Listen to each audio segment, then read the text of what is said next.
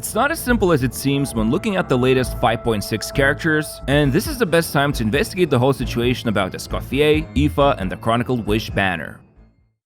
If I had a Primo Gem for every meta-defining chef, well, I'd only have 2 Primo Gems by now, but just like Xiangling, Escoffier is going to cook up some insane team comps. And even though her numbers are still not official yet, just some of the stuff that was revealed during the livestream is already enough to question Hoyo's desperation to fix a certain little problem that's been plaguing the game for a while now. And sure, I am over-dramatizing here, but the fact of the matter is, Freeze teams have been struggling quite a lot in Abyss and in most combat events, unless of course Freeze reactions were boosted or required for those events specifically. So what exactly is Escoffier baking here for Freeze teams? Well, before we talk about this, a quick word from today's sponsor. Are you ready for an exciting new adventure? Because today's sponsor, Arknights, the fantasy-themed strategic RPG, is back with its thrilling 2025 Thank You Celebration side story. From April 24th to May 22nd, step into a city filled with power struggles and mystery, where the Carnival holds more than just festivities. Clear event stages, complete tasks, and redeem rewards from the event store for exclusive prizes. And of course, check out these new operators, starting with Lapland, the Decadenza. This highly anticipated unit finally arrives in a stunning new form. As a mecha court caster, she commands drones to unleash devastating arts damage across the battlefield. Or how about Vulpes Foglia, mother of suzerain and a lethal assassin with a gentle heart. As a 6-star vanguard, she shines with impressive DP recovery abilities to keep your squad going strong. However, my favorite one is Crown Slayer. The once feared antagonist is now yours to command. And the best part, you can earn this free 6-star operator by completing the event missions. If that's not enough, log in to claim a special free 10 pull in the Wee Mischievous Few headhunting.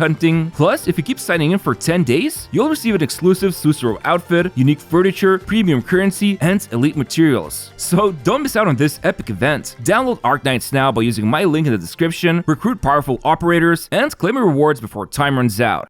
Anyway, so the biggest selling point when it comes to existing Freeze teams is her passive ability, which will reduce the enemy's Cryo and Hydro resistance, depending on how many teammates belong to Cryo or Hydro elements. And to reduce the enemy's resistance this way, all Escoffier needs to do is damage them with her skill or burst. Now, while it was not revealed how much resistance will be shredded, assuming from the livestream most team comps were strictly made up of Hydro and Cryo units, it's probably safe to assume the number will be quite big at 4 teammates with Hydro or Cryo. This in itself is quite limiting if true. However, if this shredding ends up being about the same or better than using Animo unit with VV set, it's already going to be much more superior due to the fact VV set struggles against multi-wave content, and the Animo unit has to be on field to trigger the set bonus. Whereas with Escoffier, she just needs her skill or burst to land a hit, and we can see the skill can be active even when she's off field. So in a nutshell, this resistant shredding will be super easy to manage for all rotations. Speaking of which, her skill already looks cracked. Not only we can see it applies ICD every other hit, which means she'll cause reactions quite often, but the skill also has a small AoE, which we can see happen here when this slime gets hit, while the other one is frozen from AoE too. And get this, her burst will initially heal everyone, and then on top of that, it will also provide continuous healing for the active unit as seen here. What this basically means is that if this burst has good enough healing numbers, it will enable the insane core of Escoffier and Furina. And the irony of this fact is that with or without Furina, Escoffier is not actually savior of Freeze teams. No, she might be the next best thing for any Hydro or Cryo comp. Although for now, we can only speculate for which team specifically would be the case. For example, nowadays, Ayaka is struggling to maintain relevancy as a DPS, and it's not her fault. It's the aggressively growing enemy HP pools in Abyss and lack of freezable bosses, which means her current best teams such as Furina, Shenhe, Shilonen have some problems when it's really just Furina and Ayaka doing the heavy lifting. So if Escoffier ends up dealing good damage like another certain chef, then kicking out someone like Shilonen from the team will end up significantly boosting Ayaka's potential. Another interesting example would be Neuvillette. Yeah, I know his laser is better on how many reactions the team causes, and I'm only mentioning this since Escoffier's resistance shred will be best with combination of 4 Hydro Cryo units, but still, the way she shreds, as explained previously, will be really useful for Neuvillette rotations, and of course, superb for C1 Neuvillette. Although, the reality is, the core of Escoffier, Furina, and Yelan should easily carry any of the Cryo or Hydro DPS units. What's even funnier is that if this passive works the way I understand it, she will even be usable in Mono Hydro or Mono Cryo teams, although I suspect it will be much better utilized in Mono Hydro comps, simply because that resistance shred coupled with strong Hydro damage dealers would be quite good. Also, let's not forget that she could be used in other teams with someone like Mavwika, Arlecchino, Chaska, Kinich, Gaming, and Hu Tao, to name a few. As long as her damage is good and cryo application remains reliable enough, I'm telling you, she even will be decent pick for non-hydro cryo teams. Finally, one last thing to consider. The 5.5 artifact set Finale of the Deep so far remains useless, since it's designed specifically for a cryo damage dealer who fights with 0 energy. Nobody can use this right now, but some speculate this is the artifact set made for Skirk, and assuming Skirk is going to be cryo, and Escoffier is basically going to be the best booster of this element, it does beg the question how big of a boost she will have on future cryo or hydro units. Yeah, I know I'm dancing around this topic trying to not invoke the wrath of leak talk, but I genuinely have no idea what the future holds for Skirk, and I hope it's not going to be the case where Escoffier is like this essential unit to have to maximize Skirk's damage. Anyway, long story short, I've been glazing Escoffier as much as she glazes her donuts, as a chef, you know. But the truth is, all of this will become clear once she's actually out. Although, based on the limited official info we have now, she just looks like a band-aid fix for freeze teams, and a nice option for any cryo or hydro comp as well.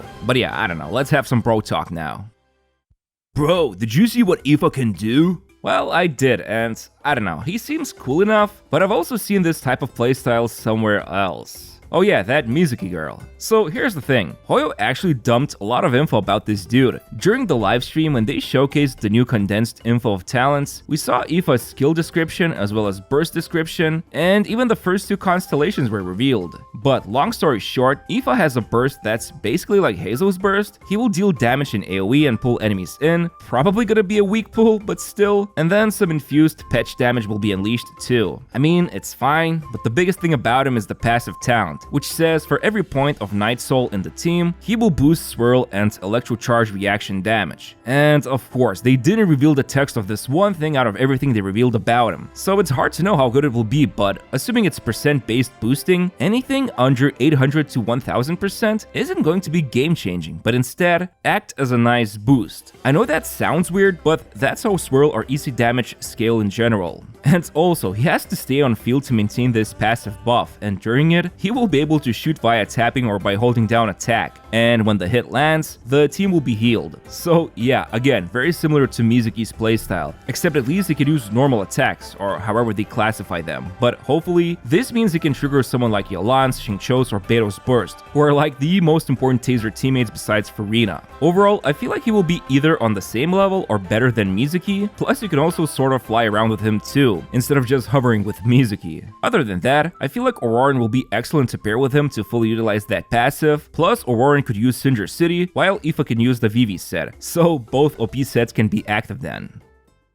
Alright, it's time to talk about probably the most interesting banner of all time, the Inazuma Chronicled Wish. Seriously, not a single standard unit on this banner, which is funny because Mizuki is also from Inazuma, but Hoyo decided not to include her. And for those who are unaware how this banner works, you pick either a unit or weapon, and then if you lose the 50-50, it will be one of the units or weapons on this banner. So if I pick Ayato and lose 50-50, it can be any of these units. And after losing, you gain a fate point, which then guarantees the selected choice. However, it does not carry over to the next Chronicled Wish, but pity does carry over. Also, the weapons still require 10 more pity than the current weapon banner, as far as I'm aware. Anyway, so who are great picks from this banner? Well, in terms of characters, Kazuha is obviously the safest choice if you don't have him and still need a good buffer plus grouper. Then I'd say Chiori is great for those who want to also obtain her constellations. She definitely has the best vertical growth out of all these units. Otherwise, Kokumi is still a pretty good support for many teams, and then others are really just there if you like them. As I said before, Ayaka will probably end up being significantly better with Escoffier, so that's something to consider, but other than that, it really depends depends if you care about these units, because Ayato, Ayaka, Yoimiya, and Ito aren't the top DPS units these days. Yaimiko is kinda nice since she's at least off-field DPS in most cases, and then Chiori, even if she's from Inazuma, she was introduced into the game much later, hence why her constellations are a lot more powerful than the original Inazuma units. Honestly, if I was someone who still had a fresh account or hasn't got a lot of 5 stars, losing a 50-50 to any of these limited units is not that bad. Now, if this was a Chronicled Wish banner for Natlin units, we'd have a different talk entirely, but overall, most of these Inazuma units have held up decently over the years, and the safest pick remains Kazuha, if you truly need him or enjoy his playstyle. Do not feel forced to pick him for meta reasons. There are other options these days like Shilonen, for example.